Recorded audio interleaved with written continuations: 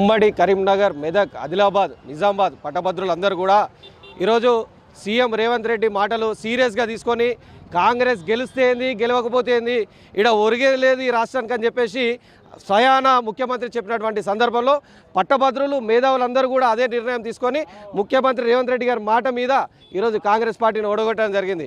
ఎక్కడ కూడా భారతదేశంలో ఎన్నికలు జరిగినప్పటికీ కూడా ఢిల్లీ నుంచి పడితే గల్లీ వరకు కూడా భారతీయ జనతా పార్టీ వైపు ఈరోజు ఓటర్లందరూ కూడా చూస్తారు. మొన్నటికి మొన్న ఢిల్లీ లోకల్ బాడీ ఎన్నికలలో కానీ ఢిల్లీ అసెంబ్లీ ఎన్నికలలో కానీ ఇప్పుడు జరిగే స్థానిక సంస్థ ఎన్నికలలో కూడా నరేంద్ర మోడీ వారి నాయకత్వం వైపు కానీ కిషన్ రెడ్డి గారి నాయకత్వం వైపు కానీ బండి సంజయ్ గారి నాయకత్వం వైపు కానీ ఈరోజు ఓటర్లందరూ గారు చూస్తున్నారు. ఎందుకంటే దేశం అభివృద్ధి చెందాలంటే వికసిత్ భారత్ 2047 వైపు భారతదేశం అడుగులు వేయాలంటే భారతీయ జనతా పార్టీ అధికారంలోకి రావాలని ఈరోజు ఓటర్లందరూ చూస్తారు. కాబట్టి రాబోయే రోజులన్నీ కూడా భారతీయ జనతా పార్టీ ఈ యొక్క అధికారంలోకి వచ్చే దిశగా కనిపిస్తుందని చెప్పేసి తెలియజేస్తూ భారత్ మాతాకి జై.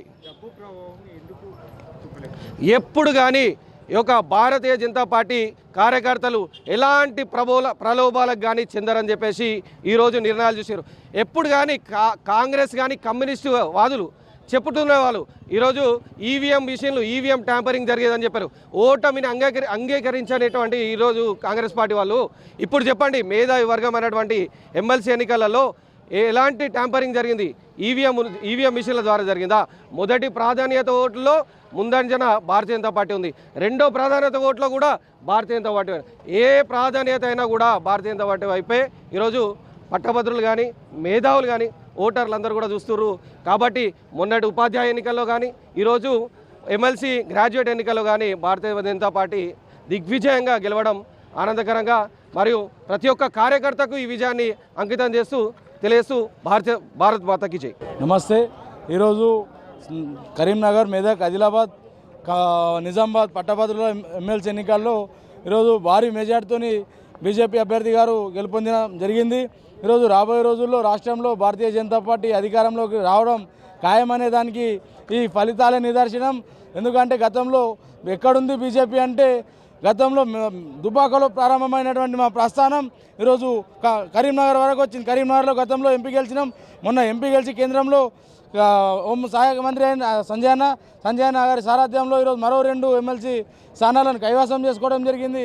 అలాగే భవిష్యత్తు రోజుల్లో రానున్న రేపు జరగబోయే స్థానిక సంస్థల ఎన్నికల నుండి బరాబర్ ప్రతి ఒక్క ఎన్నిక కూడా భారతీయ జనతా పార్టీ కైవసం చేసుకుంటూ ఉంది.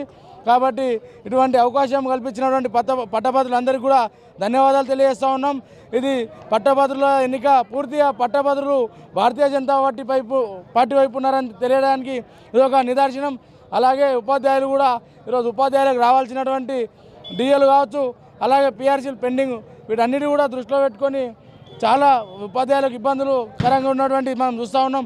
కనీసం కొన్ని పాఠశాలలో ఈరోజుకి టాయిలెట్లు లేని పరిస్థితి కూడా ఉన్నది. కాబట్టి వీటన్ని దృష్టిలో ఉంచుకొని ఈరోజు భారతీయ జనతా పార్టీ అయితేనే పోరాడగలుగుతుంది, భారతీయ జనతా పార్టీ అయితేనే ప్రశ్నించగలుగుతుంది అని చెప్పేసి ఒక ఉద్దేశంతో ఈరోజు భారతీయ జనతా పార్టీ అభ్యర్థులను గెలిపించడం జరిగింది. కాబట్టి వీరందరికీ కూడా ఈ సందర్భంగా ధన్యవాదాలు తెలియజేస్తాం.